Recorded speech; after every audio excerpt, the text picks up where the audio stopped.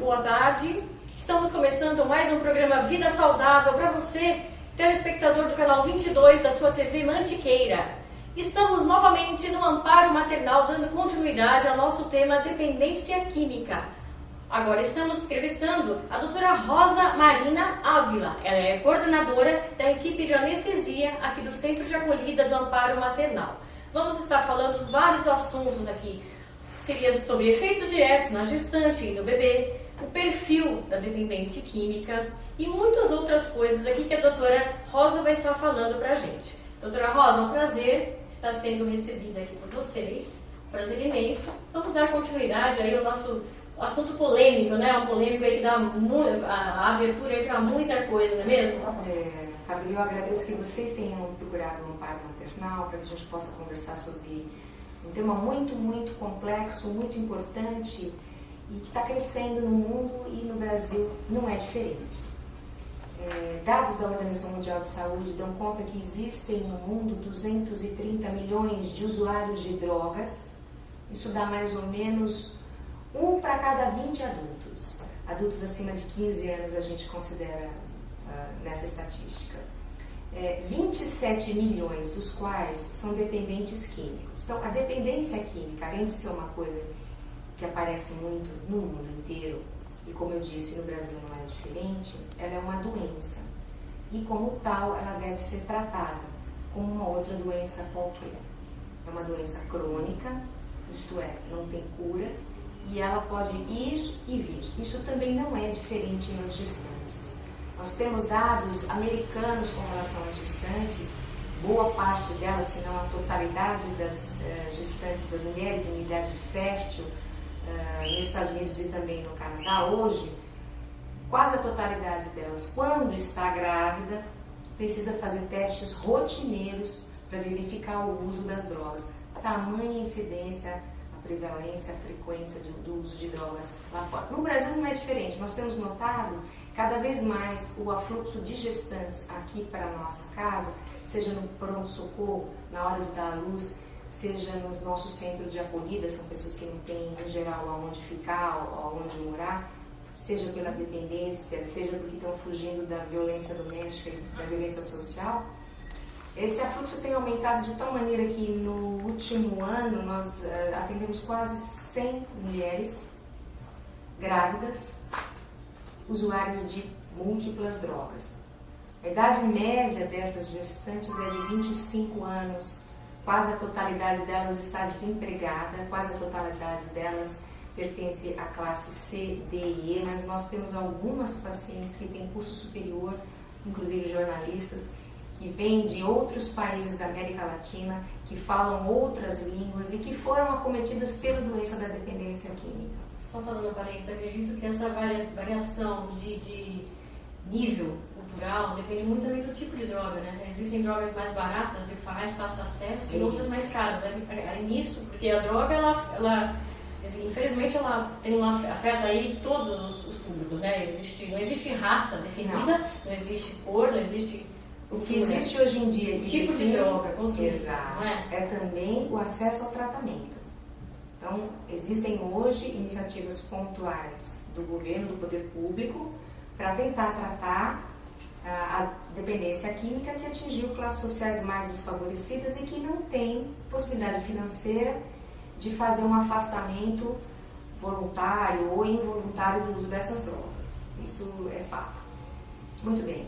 As gestantes que a gente atende no ambulatório são quase todas elas oriundas do centro de acolhida, que é o anexo aqui do Amparo Maternal, como o doutor Eder salientou em outra ocasião, que acolhe pacientes em situação de vulnerabilidade social, sobretudo. Muito bem. O ambulatório atende, então, moças. Essas moças, quase 90% delas, utilizam múltiplas drogas. Não existe uma gestante que é só dependente de cocaína, só de maconha, só de um opioide, LSD, heroína, etc. A porta de entrada quase sempre é na adolescência, com o uso de cigarro e depois maconha. O uso da maconha está disseminado hoje em todas as classes sociais, nos colégios, nas portas de colégio. O álcool Eu queria até fazer menção ao tema da redação do Enem do último fim de semana, que foi exatamente a lei seca. E a gente vê adolescentes tomando no gargalo a cerveja na porta da escola onde ele prestou a prova do Enem. Quer dizer, é uma coisa disseminada. Cedo, né? Cada vez mais cedo. Então, você vai para uma festinha de crianças, de adolescentes de 13, 14 anos, eles já estão bebendo, né? Então, você mistura o álcool com a maconha, com o cigarro, em seguida, para obter um efeito euforizante, eles acabam lançando mão de uma outra droga, que é o êxtase, que é uma droga também euforizante, a cocaína. Para você usar o êxtase e a cocaína, você precisa ter dinheiro. Onde é que se obtém esse dinheiro? Às vezes, o pai dá, a mãe dá, o tio, enfim, que nem sabe o tempo. Senão, eles acabam na marginalidade. E quando esse prazer é insuficiente, eles vão lançar mão de uma droga que é 10 vezes mais potente que a cocaína e muitíssimo mais barata, que é o crack. O crack, por sua vez, quanto mais jovem o uso, é mais rápida a chance de você virar um drogadito, de você viciar na droga. Quanto mais jovem a pessoa, mais rapidamente vicia. Então, nós recebemos no amparo maternal pacientes viciadas em todas essas drogas de uma vez. Existem também os inalantes, cola de sapateiro, essas coisas todas. O que acontece na gestação? A progesterona, que é um hormônio da gestação, prolonga o efeito euforizante da coca e do crack. E esse bebê fica embebido com aquela droga dentro do líquido amniótico, porque a placenta não oferece proteção nenhuma para o feto com relação a qualquer uma dessas drogas, não é? Sendo assim, às vezes a paciente, mesmo longe das drogas por algum tempo, o bebê pode nascer com a dependência química e também com a abstinência daquela droga em questão, ou daquelas drogas em questão. Isso é um problema. 100% das pacientes que a gente atende no ambulatório tem um parceiro ou mais parceiros que são dependentes químicos também. Então, a chance dela ficar livre das drogas, estando nas ruas, é praticamente zero. Então, a gente acolhe no centro de acolhida. O período em que ela consegue ficar aqui, longe das drogas, ela recebe atendimento de enfermagem, atendimento de terapia ocupacional, psicologia, atendimento médico, obstétrico, atendimento de uma psiquiatra. Essa psiquiatra, às vezes, funciona como psicoterapeuta e muitas vezes precisa fazer contenção química, lançando mão de medicamentos depressores do sistema nervoso, que também, eventualmente, podem levar à dependência a longo prazo. Certo. Então, o tratamento a nível medicamentoso seria muito ansiolíticos, mas muitas vezes tranquilizantes também. Tranquilizantes maiores, muitas vezes, para conter a fissura, isto é, a vontade incoercível de utilizar as drogas, que muitas vezes é o motivo pelo qual ela se evade no nosso centro de acolhida. Falando em anestesia, rapidinho, assim, existem problemas clínicos envolvidos na parte de anestesia. Sim. Certo? Muito. No caso da dependente química, isso é muito pior. Sim. Principalmente se ela não falar para você ao chegar Existem que ela é muitos, dependente. exatamente. Existem muitos problemas clínicos e, por causa desses problemas clínicos, certamente cuidado. O anestésico tem que ser muito maior. Então, tá bom. Vamos para um breve intervalo e a gente volta já já. Não sai daí, tem muita coisa legal para você.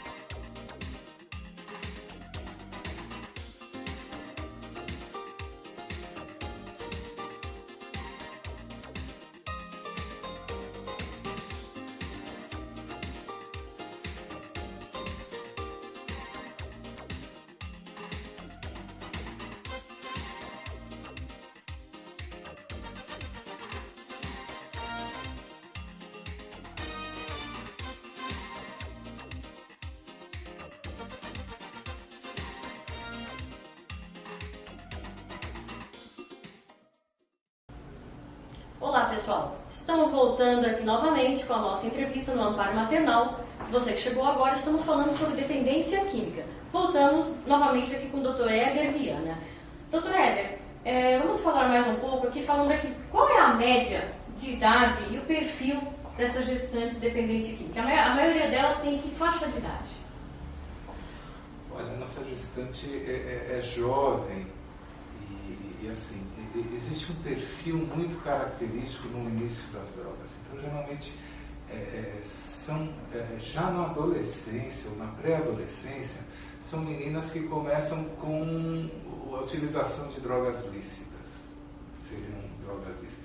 Começa o hábito de fumar, e o hábito de fumar já é uma coisa terrível. O cigarro tem mais de 4.000 drogas nocivas para quem fuma, sendo que 2.019 drogas atravessam a barreira placentária e vão para o feto.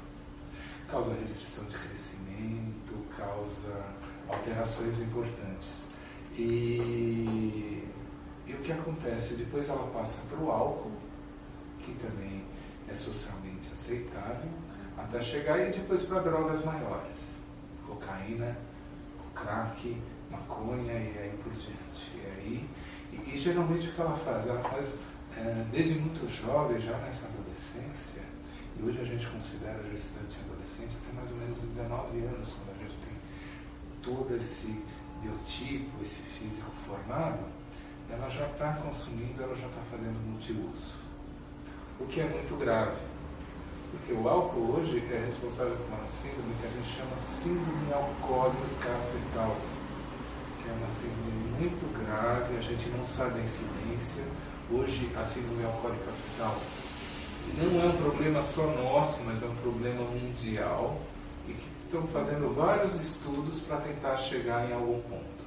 Mas a gente sabe que o neném nasce com uma provável deterioração neurológica, com algumas alterações muito sérias comportamentais, como você tinha acabado de comentar, e que a gente não sabe, inclusive, assim, o futuro desse tipo de criança a longo prazo.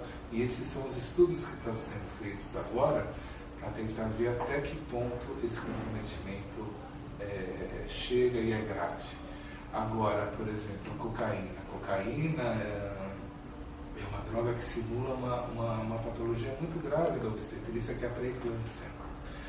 Pré-eclâmpsia é uma doença que tem como sintomas característicos hipertensão arterial, inchaço e perda de proteína na urina, e é responsável, por exemplo, no mundo por 80.000 mortes ano.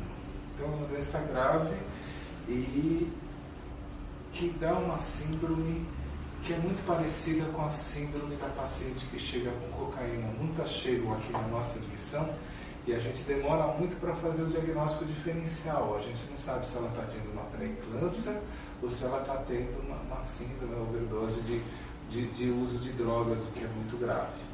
Existe um mascaramento, né? E essa hipertensão arterial pode levar a comprometimento cerebral, acidente vascular cerebral, o famoso derrame, né? E um comprometimento muito maior.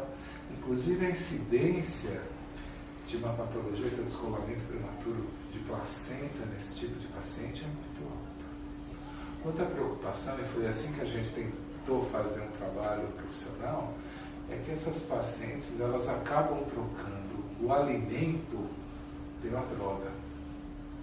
Então o estado nutricional delas é completamente inadequado, com os riscos que tem, inclusive com uma resistência diminuída, mais propensa a infecções. Então, assim, não é incomum que a paciente chegue aqui e o problema maior não é nem a droga, que ela tenha um quadro clínico comprometido, por exemplo, com uma pneumonia, com uma infecção urinária alta, que nós chamamos de pielonefrite, porque as resistências orgânicas dessa paciente estão todas comprometidas. Né?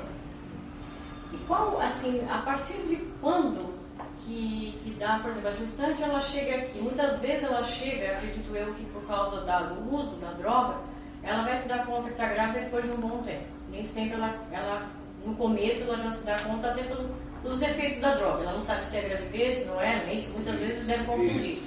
A partir daí, acredito que assim, conforme tem um tempo, assim, por exemplo, a paciente que demora mais para parar, o efeito é maior no feto, ou isso não tem nada a ver uma coisa com a outra? Tempo, assim, por exemplo, quanto antes ela parar o consumo, vai diminuir os efeitos no feto? Ou mais essa relação não existe? Tem uma relação assim de dose do consumo importante, né? E assim, o problema, além do consumo, que já é gravíssimo, é comportamental. Então, assim, o perfil dessa gestante é diferenciado. Então, assim, a gente tem um número grande de pacientes que se prostituem. A gente tem um número de gestantes que correm riscos porque elas acabam trabalhando também como mula, quer dizer, transportando drogas das formas mais variadas, inclusive com a ingestão, que é um problema sério. Elas correm um risco social porque, assim, elas começam a participar também do tráfico. Então, elas correm risco de morte iminente desse mundo, desse submundo que elas acabam construindo. Então, assim, é tudo muito complicado. Múltiplos parceiros, então várias infecções. Essas infecções podem comprometer o feto. Por exemplo, a sífilis, que a gente há alguns anos atrás, há 2 décadas, a gente já tinha incidência muito baixa, tem aumentado.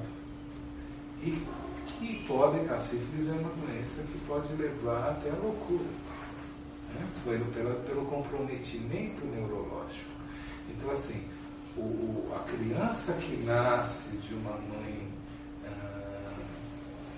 com droga dependente, ela tem uns riscos maiores de ter comprometimento neurológico, de ter comprometido não só essa parte do nascimento, mas ter comprometido toda a sua infância, toda a sua vida, pelo uso materno de drogas. Certo. E qual que é a adequação desta gestante drogadicta ao ser admitida aqui no centro de acolhida? Como que ela, digamos assim, essa ruptura dela com a droga, porque ela passa, a partir do momento que ela está aqui, ela sabe que ela vai ter o filho dela e não é qualquer lugar que vai acolhê-la. Então ela vai, pelo menos acredito que até ela ter o filho é mais fácil ela ficar aqui. Mas como que é essa ruptura? Porque ela vai ter que parar, dependendo do nível de comprometimento que ela está no uso de droga, como que ela reage a isso? Como são os casos? A gente pode dividir até em subgrupos essas pacientes. Aquela paciente que procura porque ela quer o tratamento, aquela que não quer o tratamento, mas foi trazida por algum familiar, então esse familiar acaba trazendo e ela não quer o tratamento. E aquela que só precisava de uma acolhida, ela estava com fome na rua e é trazida pelo SAMU. Então a gente tem uma dificuldade muito grande de que ela permaneça no nosso pré-natal. Então o número de faltas, a gente tem que pedir que a assistência social vá atrás dessas pacientes, mas de perda, até muitas desaparecem e voltam só na hora do parto mesmo, né? Então é um universo muito heterogêneo. É um fato heterogêneo e perigosíssimo. É um fato assim, gente, é muito delicado. Principalmente a dependência aí no caso da mulher é um fato preocupante demais. Aqui no Brasil, então, como o Dr. Éder falou, é um país aí que está com uma incidência, né, bem alta, né, nas estatísticas. E, infelizmente, nosso país aí está numa incidência muito alta no consumo. Então, pessoal, infelizmente hoje a gente vai encerrar por aqui. Nosso tempo está acabando. E para você que chegou agora, não tem problema, a gente vai estar disponibilizando o nosso vídeo na íntegra do programa no canal do YouTube. É só vocês estarem acessando as nossas redes sociais auxiliares do programa. É só procurar no Facebook Programa Vida Saudável e YouTube também, Programa Vida Saudável. Vai estar sendo colocado no YouTube. Assim que for colocado no canal, a gente vai estar disponibilizando para vocês terem acesso na íntegra de toda essa entrevista. Ok? Eu me despeço de vocês e vou passar só para o Dr. Éder, que está fazendo as considerações finais. O que nós esperamos assim, é um comprometimento maior de todas as pessoas que estão em algum cargo diretivo. Eu acho que assim, já não dá mais para a gente postergar, a gente tem que enfrentar o problema das drogas de frente nesse país e tentar recuperar, porque a gente está começando a fazer uma geração de pessoas comprometidas pelo uso da droga. É isso aí, pessoal. Até mais. Fiquem com Deus. Até o próximo programa.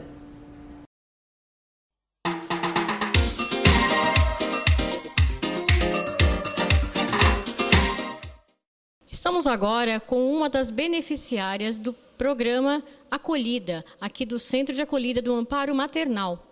Vamos estar falando um pouquinho como foi toda a sua trajetória ao chegar aqui no Amparo para ter seu filho. Como foi a sua vivência? O que te levou a chegar aqui? Conta um pouco da sua história.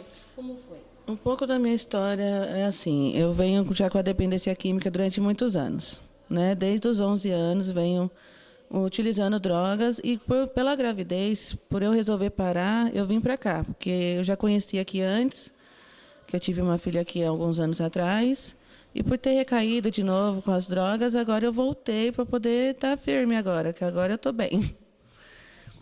Legal. Você já manifestava essa vontade de parar ou a vontade de parar veio por causa da gravidez? Veio mais pela gravidez, por pensar no meu bebê. Na outra gestação tua, você disse que já teve outros filhos. Você também chegou a parar e depois você voltou ao uso? Foi, eu parei durante um tempo e depois recaí. Tá. Agora, falando desta gravidez, quando você chegou aqui, você estava em que estágio da sua gravidez? Dá com 4 meses. Você descobriu mais tarde? Como foi que você descobriu a tua gravidez? Eu descobri mais tarde, porque como eu estava em situação de rua, então não prestei atenção nos sintomas, nem nada de gravidez. E estava usando muita droga, então eu não prestei atenção. Quando eu fui prestar atenção, já estava grande já. Você descobriu, na verdade, quando a barriguinha começou a crescer. Isso. Tá certo. Aí você teve seu neném, você veio para cá. Conta pra gente como foi o atendimento que você teve aqui. Como foi até a hora de você ter seu filho? O atendimento foi ótimo. No mesmo dia que eu cheguei, já podia ficar, mas aí eu voltei para poder buscar minhas coisas. No outro dia eu ingressei na casa. Tá, e como foi essa ruptura? O fato de você parar, de repente, de usar a droga. Quais foram os problemas que você enfrentou? Você conseguiu? Como foi essa parada, de repente? No começo foi bem difícil por causa da vontade, né, que sente. Porque no momento a gente para, mas a gente continua com aquela vontade pro resto da vida. Só que a gente aprende a controlar. Certo. Aí chegando aqui, você foi atendida previamente por uma assistente social. Fala pra gente como foi, assim, desde o começo, chegando aqui, como foi assim o tratamento deles, assim, clinicamente falando, como foi toda a trajetória? Foi muito ótimo, porque eu cheguei, era assistente social, era a Alessandra, que hoje ela já não está mais aqui, ela precisou viajar, então ela me atendeu, me ajudou muito. No outro dia eu já comecei com o tratamento, já fui para o pré-natal, que aqui você chega, a prioridade é o pré-natal, né? Saber se está tudo bem com o bebê. E fora que tem todos os benefícios da casa, que a casa ajuda. Certo, você teve seu filho sem problemas nenhum, sem intercorrências, não aconteceu nenhum problema? Não, foi tudo bem, graças a Deus. Maravilha. E hoje seu neném nasceu, conta pra ele, menino, menina, qual foi o peso do neném? É uma menina, nasceu com 3.715 e agora está com 3.515, que desincha depois. Sim, com certeza. Que bom, legal. Então deu tudo certo, no final das contas o neném nasceu bem, o seu atendimento aqui foi bom. Agora passa para o público uma mensagem que você queira passar para as pessoas que vivem assim o mesmo problema que você vive hoje, quem sabe não vai viver mais, mas assim, passa uma mensagem para quem está escutando você. Eu acho que as pessoas deveriam tentar se animar, não ficar mais deprimida, porque muitas vezes a gente fica deprimida, a gente procura outras coisas para escapar da tristeza, procura o álcool, procura as drogas e não é bem por esse caminho. Tem muitas outras coisas que ajudam. Então tá bom, gente. Vou ficar por aqui. É só. Um beijo a todos. Fiquem com Deus.